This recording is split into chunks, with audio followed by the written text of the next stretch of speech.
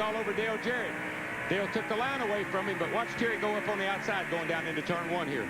They're coming up on the lap car of Robert Presley. Got Dale Jarrett down on the inside. No, that's a 93 car down on the inside, Blaney. I think Jarrett may have moved up a little bit too. Yeah, he did. Yep. Once they clear Presley, we'll see that battle pick back up again. And right in the midst of it is Jeremy Mayfield. Jeannie? Well, guys, it's bad enough you have to pit on the backstretch. It's like pedaling backwards uphill, but they're too close for comfort, as you guys have been alluding to. We watched the 99 car of Jeff Burton and the 27 car of Kenny Wallace almost get together. This past pit stop, Jeremy Mayfield and Michael Waltrip got a little too close. So the 12 crew made a visit to its neighbor and said, hey, let's work together. So the next pit stop, Mayfield has agreed that he will stop a little bit shorter than the signboard. Hey, Rusty Wallace is back here behind Terry Labonte, but I'm really impressed with Terry. He passed about 5 cars and passed them all on the outside of the racetrack. He's another one of those guys you can't count out at Bristol. We've seen him at the end of the race be right up there fighting for a win. Johnny Benson underneath Ricky Craven, back trying to move up. There's Dave Blaney just ahead. Next week, the wide open spaces of Texas, and that's what it'll look like compared to here at Bristol, Tennessee. That's a high velocity racetrack. We'll be there Saturday and Sunday on Fox with the Busch and the Winston Cup Series. Dale Jarrett in the 88 car got a little nudge there, got pushed up high by Jeremy Mayfield. The 12 car, Rusty Wallace in the 2. You saw him bottom out. He was so low right there. He's going to get on the inside as well. Here comes Johnny Benson in the 10 car. Oh, they're going into turn 1. DJ gets back down in line. DJ drove over in there a little hard so he could get down in front of Benson there. That was a good move because he's getting ready to go way back if he didn't. Kevin Harvick slips underneath Dale Earnhardt Jr., and that will move him up to 26th place. He restarted 38th after that extra pit stop to pull the front fender off the left front tire. Yeah, Dale Jr. just doesn't have a very happy car right now. It won't stay on the bottom. It's loose, and he's really got his hands full with that baby. He's going to cut down in front of somebody here in a second. They're going to turn him around.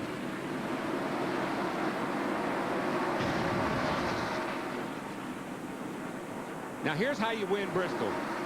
Somebody comes up on you, they're a little faster than you are, you really don't want to race them.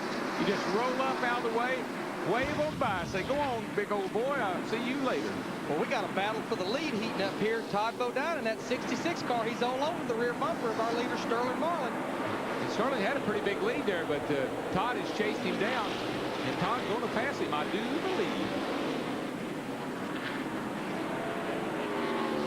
66 car, Darrell, that's a car they built last year for you to run strictly here and at Dover, Delaware. You drove that car about 4 times. Yeah, it's a good car. Qualified 11th here in this race last year, and Dale and some of us got together early in the race and kind of messed it up, but that's a good, fast race car for here. Joe Nemechek's been pushed behind the wall. There's his Andy Petrie Chevrolet. It is overheated. And up front, and here's John Andretti moving underneath Bobby Hamilton. Ward Burton trying to go with him. That's for 6th place. Boy, you see Bobby Hamilton. He wants to ease over and get down in front of Ward, but he knows he can't. He eases it a little bit, but he sees Ward's not going to give him the line. He backs off and lets him go.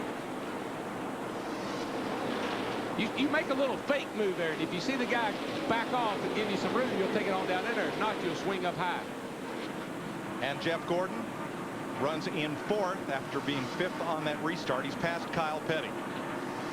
And you know how you win races here another way? You see anybody around him? Not a soul. That's where you want to be, all by yourself. Nobody in front of you, nobody behind you. In Lonely Town.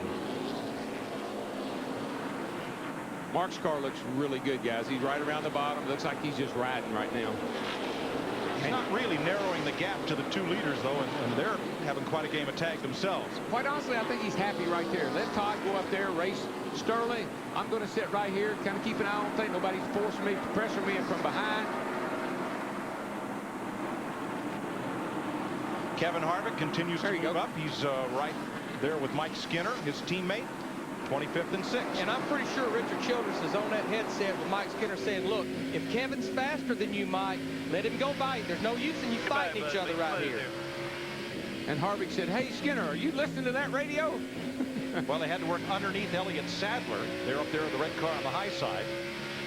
Well, Harvick's passed about 10 or 12 cars since the restart, but he knows he's got to, buddy, because the leader just went by the line. He's coming off of turn 2, so he's got to get going. Yeah, the leaders are on the same straightaway as these guys right now. When they go off into one car, the leaders are coming off corner behind there. Here's Rick Mass in the 50 car. He's off the pace trying to get to pit road. You just can't believe how quickly somebody can catch you here. I mean, in 3 laps, a guy can come from nowhere and be up there racing you. Now the leaders are going to get back in race traffic once again. They're going to catch up to Mike Wallace here fairly soon and begin to get into the business of lapping cars. Todd Bodine has never led a Winston Cup race here at Bristol. He's had 2 Busch wins here. Darrell, the fastest car on the racetrack right now is the car right behind these cars here. Jeff Gordon in that 24 car. He's about a 10th faster. Here he's aiming in on Mark Martin in that 6 car. This will be for 3rd position. He has caught Mark, run him down here in about 4 or 5 laps. Yeah, he's got that burner on them flames. He's got it down on low right now. Kind of got it on simmer. He'll turn it up on high later on. See what Mark did? Right up out of the way. He caught him. He let him go by. But Jeff Gordon had to deal with something here that he normally don't have to deal with. He started 15th. He always starts up near the front. He never has had to deal with that hardly before. And in the first few laps, Larry, he gave up 3 or 4 places and then got into his rhythm and started working his way up through. Steve Burns. Sterling Marlin continues to lead this race, Mike. His teammate, 25-year-old Jason Leffler, did not qualify for the race, but he is here, sitting on top of the pit box in Sterling's pits, watching everything that's going on, listening to the team talk to each other, trying to learn some lessons to improve here in the Winston Cup Series. Let's go to Matt Yoakum. Steve, a perfect example of teamwork in the Petty Enterprises pits.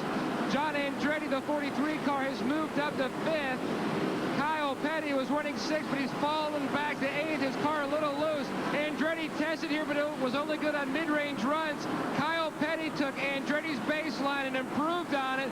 Helped John Andretti. Both these cars, Kyle Petty and John Andretti, finished in the top 10 here back in 1999. Remember, Kyle Petty's last victory came on concrete. In Dover, though, 166 races ago back in 1995. Maybe he can break out today.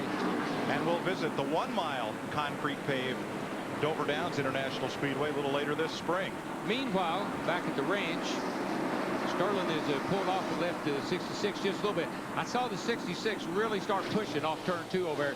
Couldn't stay in the throttle, and Sterling starting to open up the lead on just a little bit again. I think he got some of that aero push. Here comes old Jeffy Gordon. He's closing down on the lead, folks, and we're going to be right back. I love this place, Darrell. Here, opening up a lead means, about 0.3 of a second. We'll be right back to Bristol on Fox after this. So where Sterling Marlin leads Todd Bodine and Jeff Gordon into lapped traffic. 134 laps complete. Look at this place. It's like racing inside your cereal bowl. No, Mike, this place, I just figured out what it is. It's a big old conveyor belt. Pretty fast one. No wonder before we had electronic scoring, nobody knew where anybody was running, and they had scoring problems. I just you get in the right place on the conveyor belt, and you just never go backwards. You just keep going up. Darrell Waltrip, 12-time winner here at Golly, Bristol Motor Speedway. And I wish I was out there today. You know, there's more races on Broadcast Network TV than ever before, and we're glad of that. But coming up a little later on in May and June, we'll have 3 Winston Cup races on our sister station, FX. A lot of fans have been calling and writing to FX because they can't see all the races because their cable system doesn't carry FX. The folks at FX understand their frustration and are working hard to change that, and you can help by calling the number on your screen, 1-800-FX-FX-FX-1. That'll get you through to your local cable company. Tell them you want your NASCAR, you want your FX, and I promise you it works. The folks here in the local Bristol area have Comcast cable. They were scheduled to get FX later in the season, and they advanced it to this weekend so they could see the Busch race yesterday. So it does work. Call 1-800-FX-FX-FX-1 and tell them you want your NASCAR.